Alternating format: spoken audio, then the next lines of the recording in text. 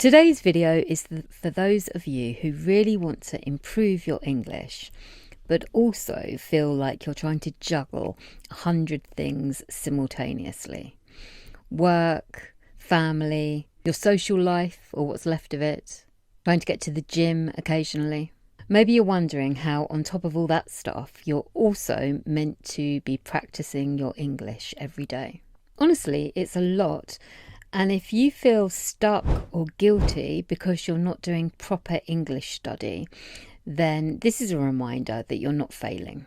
You're just leading a normal, busy life. So what we're going to do today is to look at 10 simple and realistic tips for fitting English into your everyday routine without guilt or pressure or needing to find extra hours of time. These are things that you could start doing today. I'm doing some of them myself when it comes to language learning. But before we get started, a quick introduction. I'm Jo and I work with people who speak English as a second plus language. I make videos here on YouTube at least once a week. I create content on Instagram and on my website. And you can also book a one-to-one conversation class with me if you're interested.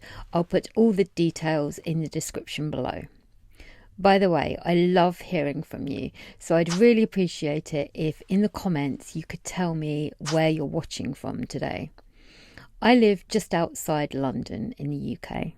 So let's have a look at these 10 tips. The first tip for you today is to set tiny daily goals.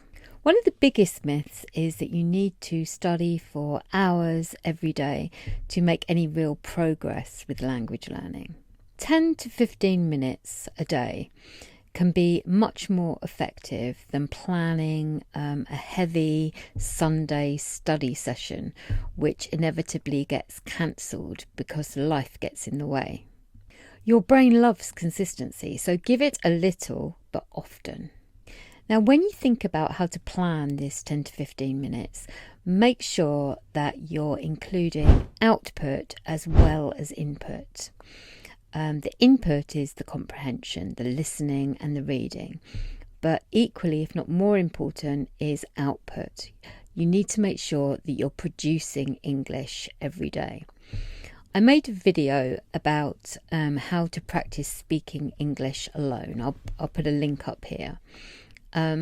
But making voice notes, talking to yourself, are all different sorts of ways that you could practice speaking English or producing English on a daily basis.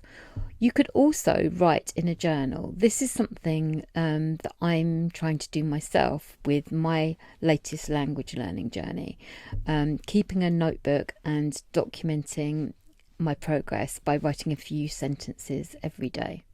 So set tiny daily goals and make sure you're balancing the input with the output. The next tip is to turn dead time into English time. You don't need to necessarily find extra time. You can use the time you already have. So maybe you're washing up, or you're walking the dog, or you're sitting on a train. At the same time, you could be listening to a podcast or an audiobook or to one of my videos with the screen off. It's like passive language exposure. One thing I will suggest here is to make sure what you choose to listen to is actually of interest to you. So listening to a podcast on neuroscience, if you're not at all interested in neuroscience, probably isn't the best idea. If you are genuinely interested in a football match that's going on that day, listen to a podcast about the football match. If you're interested in self-development, listen to a self-development podcast. Tip 3 is to use habit stacking. If you've read Atomic Habits by James Clear, you may already be familiar with the idea of habit stacking. If you haven't read this book, then I suggest you do. It's an amazing book that I've given to many people as gifts and have recommended to numerous people over the years. So habit stacking is basically attaching habits new habits to existing habits. So in the case of English learning, it could be attaching English practice to an existing habit. For example, after you've brushed your teeth every morning, or even while you're brushing your teeth every morning, you could say, I'm going to think of 3 things that I'm grateful for in English. You could simply come up with specific things, or you could form a sentence. I'm grateful for something because. Another example of habit stacking, perhaps when you're waiting for your coffee to brew, you could get out your phone and look at the news headlines in English. Or if the news is too depressing, read a paragraph of a book. See, you don't need a whole new routine. You just need to tag English habits onto the ones you already have. Tip 4 is to create an English environment for yourself. You could change your phone settings or your social media settings to English. Follow English speaking accounts that you really enjoy, not boring grammar pages that make you feel bad.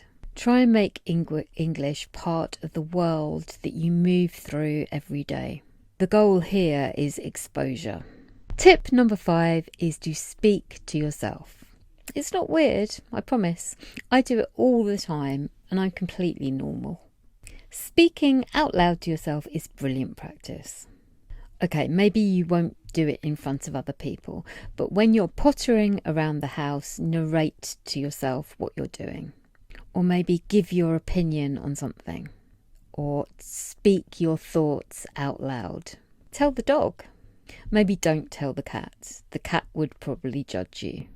Tip number 6 is to make a low effort list. Now this is a list of things that you can do on those days where you're absolutely exhausted, but you still want to stay connected to English. On the list could be things like watch a 3-minute video, review some vocabulary, write down a sentence about your day or write a text message in English, comment on an Instagram post in English, comment on my video in English. These low effort activities will still make you feel like you're practicing your English even when you're shattered. You're still moving forward, you're still showing up. If you were on Duolingo, you would be doing the bare minimum exercise to keep your streak going, but you'd still be doing it. Tip number 7 is to make your English social. Language is really about connection. So by using your English to leave a voice note, or maybe be brave and join an online conversation group, find a chat buddy, or just like I said before, leave a comment on a social media post. It feels so much more motivating when you're using your English to actually communicate with people. I work on a platform called italki that you might have heard of before.